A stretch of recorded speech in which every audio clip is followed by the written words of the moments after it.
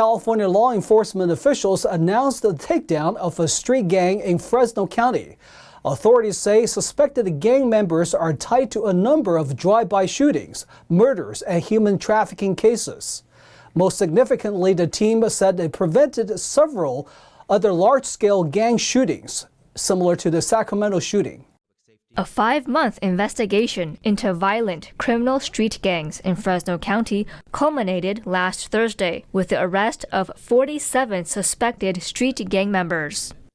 The suspects in the case showed no regard for human life and not only shot and murdered multiple victims, but they also used human trafficking and the sale of narcotics and guns to fund their operation.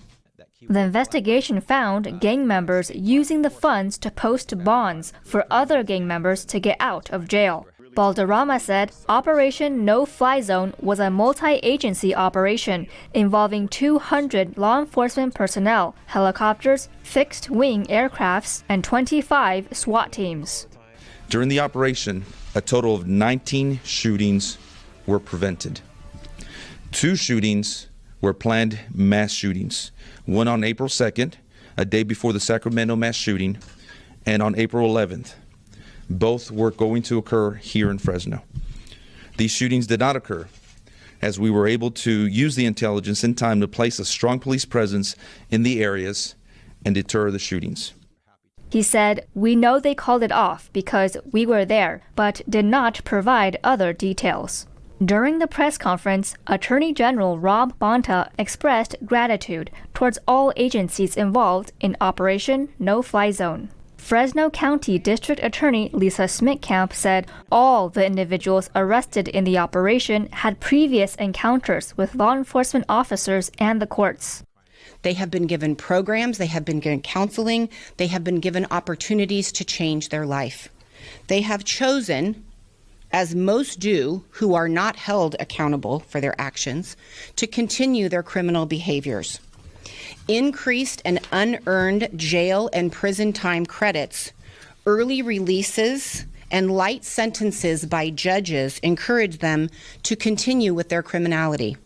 Smitkamp criticized current laws for being too weak. The politicians who pretend to care about law and order with sound bites when tragedies occur, or show up to say they care about victims during election seasons, are the ones who continue to support the weakened laws passed by the people who call themselves criminal justice reformers. She thanked Attorney General Bonta for voicing support towards Fresno County law enforcement efforts. And I would encourage you to speak to the governor and to the people in the state assembly about stopping these political agendas, theories, and versions of reform that are not working. Smitkamp's comments and the efforts of Operation No Fly Zone come as the California Department of Corrections and Rehabilitation is proposing to make the state's early release program for inmates permanent. Currently, inmates can shorten their sentences by earning credits if they participate in firefighting, educational courses, and other rehabilitation programs, an initiative created under Proposition 57 and passed by California voters in 2016.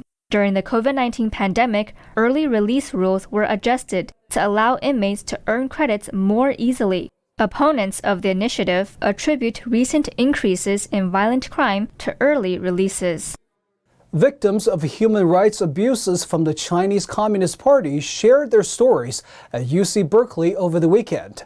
They recollected the horrors they and their families suffer at the hands of the communist regime.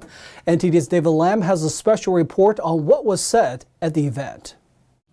Students from UC Berkeley held an event on Friday evening titled Atrocities of the CCP.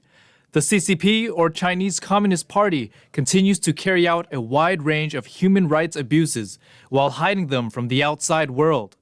The event's organizer, David Chan, said they faced a myriad of obstacles while trying to provide a voice for those targeted by the CCP. To all of the leftists and CCP sympathizers on this campus who relentlessly tore down our flyers, defaced our posters, and protested, I want you to know that you failed today to stop this event, and you will always continually fail in your effort to silence voices and the prevention of free speech. Due to security concerns, Chan limited attendance to 60 people on April 15th, but the event was live-streamed for thousands of others. The Communist Party and Xi Jinping himself has committed genocide. According to the Pentagon's estimate, between 1 to 3 million people, primarily in Xinjiang, had been put into over 380 concentration camps in today's China, in Xinjiang. The CCP actively targets people of faith, while illegally crossing the Chinese border near Burma is commonplace and goes unpunished. One Christian pastor named John Sao was arrested for crossing without a visa. The Human Rights Commission says he is now serving a 7-year sentence and that he has been denied medical treatment and has had to pull out his own decaying teeth. This is what Pastor Zhang Hao wrote from his prison. We smuggled out some poems. This is what Pastor Zhang Hao wrote. He said, "You can take away my freedom, but you can't take my prayers. My prayers have wings and leaps over the iron mesh high wall." Two speakers spoke on behalf of their husbands, who were also targeted. Geng He said her husband Gao Zhesheng, who is a human rights lawyer, went missing in China after speaking out against the Chinese regime. Can you believe it? While I am under asylum in America, my husband is either in jail, under house arrest, or forcibly disappeared in China. Our family is on opposite sides of the globe. Despite living in this advanced technology age, the only photo with our entire family was taken when my son was 2 years old. His last known contact with the public was August 2017.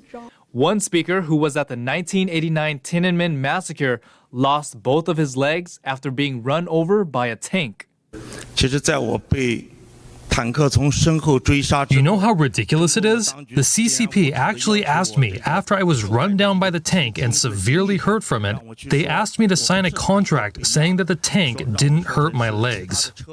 A Berkeley student and her family fled to the U.S. in 2013 to escape persecution in China. We're just an ordinary family. We just wanted a place where we could freely practice Falun Gong and freely believe in the principles of truthfulness, compassion, and tolerance. And yet we had to risk everything to make that come true. At least 20 million individuals in China share the same wish, but it has not yet come true for them. Many of them are, at this very moment that I'm speaking to you, being persecuted inside those dark cells. The CCP targets people based on region, such as Hong Kongers, Tibetans, and Uyghurs, as well as faith, like practicing Christianity and Falun Gong. I cannot help but wonder, if the Chinese Communist Party is as strong as it claims to be, why is it so afraid of a group of people who just want to become better individuals and to benefit the society? I was very emotional. I can't believe that these things are happening to humans in the world and that people are so silent about this issue. How do we reach out and show some light, bring some truth, and convince people who may not even agree with communism at all, but it's the allure and the incentives the CCP offers people? Some of the panelists told the students they can start with the stories of those that spoke, shining light on the facts. Hey, we didn't know what they were doing. Well, now we know what the Chinese are doing, what the Chinese Communist Party is doing. And ask the question, why aren't you appalled? Why aren't you against it? The event organizer says he plans to hold similar events in the future and to join together with other organizations. David Lam, NTD News, California. Thousands of nurses and healthcare workers are planning a one-day strike outside Sutter health facilities across Northern California. According to representatives from the California Nurses Association, a nurses union, the hospital refused to address employee health and safety. The union also wants the hospitals to invest in personal protective equipment. Sutter Health says it's planning to bring in replacement contract workers for the day. The hospital was notified in advance after the one-day strike was voted unanimously in March. In a statement, the hospital said, by moving forward with today's costly and disruptive strike, union leadership has made it clear they are willing to put politics above patients and the nurses they represent. Sutter Health says they are confident they can manage it, and they hope to reach an agreement with the union.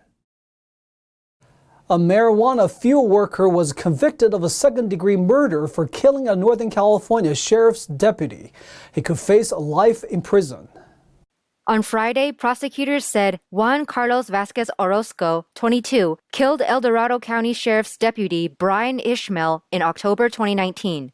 Ishmael, 37, and 3 other deputies responded to a call of an alleged robbery at a marijuana grow in Somerset. Shortly after, Vasquez Orozco opened fire on the deputies and a shootout ensued. After firing multiple shots, he ran from the grow only to return, later ambushing the deputies. Ishmael was shot 4 times, leading to his death. Another deputy was shot and wounded. The owner, Christopher Ross, didn't tell authorities that Vasquez Orozco and Ramiro Morales, both Mexican citizens, were living in his grow and were armed with a firearm. Morales and Ross were also charged in connection with the case. Morales was convicted of a felony violation of accessory after the fact. Ross was convicted of felony voluntary manslaughter and possession of marijuana for sale. The marijuana plants on Ross's property had a street value of $250,000 to $500,000. The grow was prohibited by both California and federal law. Vasquez Orozco faces a possible sentence of life in prison. The sentencing hearing is scheduled for May 13th. A classified satellite for the U.S. National Reconnaissance Office, or NRO, was launched into space from California on Sunday. The NRO L-85 satellite lifted off from Vandenberg Space Force Base aboard a 2-stage SpaceX Falcon 9 rocket. Vandenberg says this was the first mission by the NRO to reuse a SpaceX rocket booster.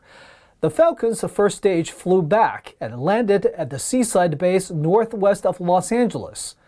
The NRO only described the satellite as a critical national security payload.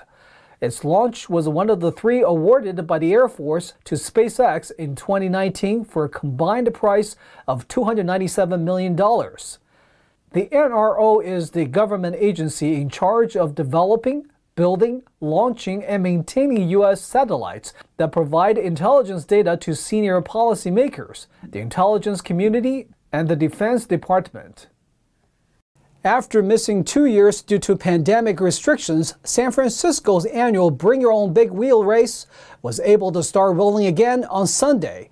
Costumes, creative vehicles, and enthusiastic crowds could all be seen at the All Ages Just for Fun event. NTD's Jason Blair went this year to check out the competition. Bring Your Own Big Wheel, an annual event where both kids and adult kids get a chance to race down a windy San Francisco street. After being postponed in 2020 and 2021, the event finally gets to hold its 20th race. It's been so fun, bro. I didn't even know this existed, but I've had a blast. I mean, everyone just bombs the hill, and there's crashes everywhere, and it's so much fun. I think my favorite part of the kids, they go super fast. The second turn of my first run, I just completely slammed into the wall and then was able to just keep going. And then after that, I got like a boost from a guy who caught his leg behind me, and we just started flying down the hill. It was awesome. The last one was awesome. John spun around backwards and just carried down with the flow. According to the organizers, things first started in 2000 by John Brummett when he took a lone ride down Lombard Street on a big wheel while 13 people watched. Over the years, it grew bigger until 2007. The residents near Lombard eventually asked them to leave. Since 2008, the event has been held at Vermont Street, which is also steep with plenty of sharp turns. It's great that they can do it. Hopefully they're able to continue doing it. You know, it's one of those fun things that seems to only happen around here. The other guy crashed, and I crashed into him in my defense. Oh no, I was like, bye, Annie. I was like, no. It's been awesome. I was kind of nervous, you know, coming into it, like I didn't know what to expect. And then you just get swept up in the speed and the crowd. Not all the big wheels can hold up for the whole race. Some end up getting scrapped after having too much fun. We've recovered 4 wheels and 2 seats, so it's gonna go back into our cache of equipment for next year. If you want to roll down the hill, there's no fee. However, you do want to register and make sure you bring your own big wheel. According to the event website, the race costs about $10,500 to hold, which is mostly covered with donations and out of the organizers' pockets. Jason Blair, NTD News, San Francisco.